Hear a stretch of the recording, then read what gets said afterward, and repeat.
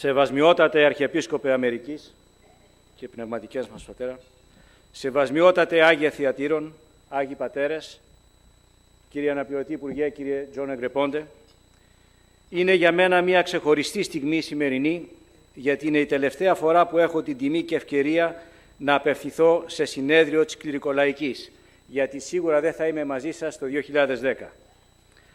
Well, time flies by, and so I will not have the opportunity to address the next Clergy Laity Congress. I have been privileged and honored that Greece, our Patrida, entrusted me with the position of ambassador to the United States. During my time here, I've been impressed by the works, by the deeds of the Hellenic American community and its leadership. In his Sunday sermon, His Eminence Archbishop Demetrios emphasized how important it is for people to apply themselves to good deeds. It is St. Paul himself, in his letter to Titus, Επιστολή προς Τίτων, who underlines this. Μανθανέτωσαν δε και οι μέτεροι καλών έργων προείσταστε, εις τας αναγκαίας χρίας, ή να μη όσιν άκαρποι, in English. And let ours also learn to maintain good works for necessary uses, that they be not unfruitful. In essence, our mission as individuals, as citizens of an organized society, our life is futile, άδεια και κενού περιεχομένου, if it's not much, not just by deeds, but by good deeds. Martin Luther King put it simply, everybody can be great because anybody can serve. You don't have to make your subject and your verb agree to serve. You don't have to know about Plato and Aristotle to serve. Yet, Dr. King himself, through his own deeds, was a disciple of Plato and Aristotle.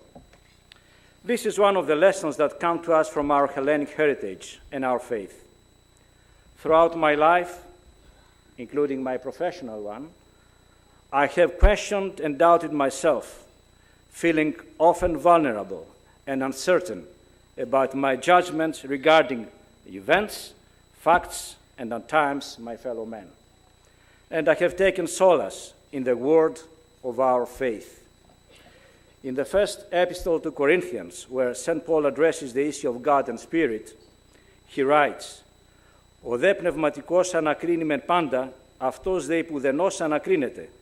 Τις γαρέ γνωνούν Κυρίου ως συμβιβάσει αυτόν, ημείς δε νουν Χριστού έχομεν». In English. The spiritual man makes judgments about all things, but he himself is not subject to any man's judgment, because we have the mind of Christ.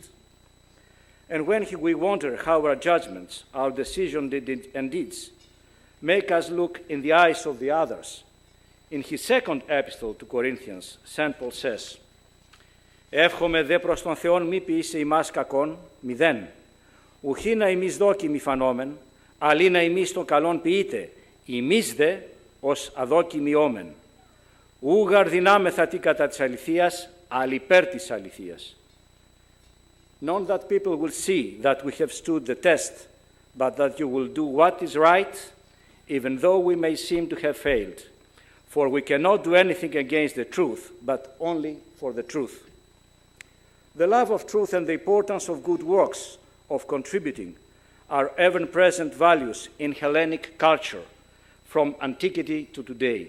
And being a student of the classics myself, it's clear to me that those of Hellenic education and Greek origin are the beneficiaries of a culture and a tradition that combines logic and faith, reason and spirituality. Hellenic παιδεία contains knowledge from both the natural and the spiritual. Our culture has been molded by the great tradition of the classics and of our Orthodox faith. It's also clear to me that παιδεία, γνώση, επιστήμη shape our capacity to understand, to investigate, to research, while our faith, η πίστη μας, helps us to interpret both the natural, physical, and the less natural phenomena. Science deals mainly with the facts, while faith deals with values. Our Greek Orthodox faith allows us to move beyond the ephemeron and the less ephemeron of scientific knowledge.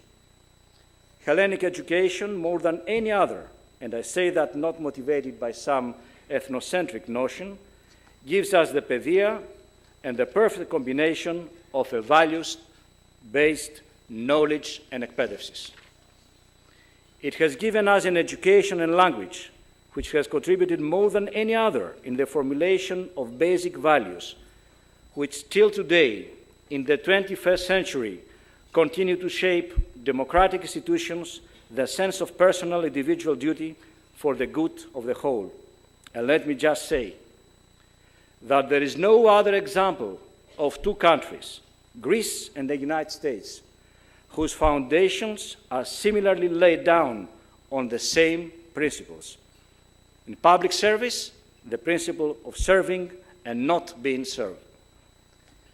In his funeral oration, στον επιτάφιο, Pericles, the man who instituted public service and jury duty in the world's first democracy, says, "We are called a democracy, for the administration is in the hands of the many and not in the few. When a citizen is in any way distinguished, he is preferred to the public service, not as a matter of privilege, but as the reward of merit. Neither is poverty a bar, but a man who benefits his country, whatever be the obscurity of his condition. There is no exclusiveness in our public life." My point is that Hellenic education, which combines the ancient and the more recent and the Greek language, encompasses the whole spectrum of human experience. His Eminence, Archbishop Demetrios, has often mentioned that we are the beneficiaries of this great tradition and culture, but we are also the custodians. In his address at the Aristotelian University of Thessaloniki 6 years ago, he refers to the challenges confronted by the Greek Orthodox Church in the United States. Among them are the challenge that derives from the fact that we are a minority in a vast country, the challenge that refers to our Greek cultural heritage and its preservation and presentation in the most beautiful and comprehensive manner, the challenge of the experience of orthodoxy and the dynamic promotion of the Orthodox faith in the technological, pluralistic, and globalized environment of America. In the message I was asked to write for this Congress, I refer to three issues of great importance to Hellenism and Orthodoxy.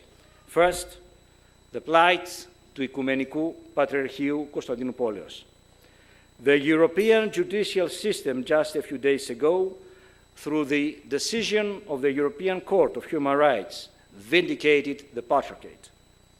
Second is the looting, the plight of the churches in the occupied by the Turkish troops part of Cyprus.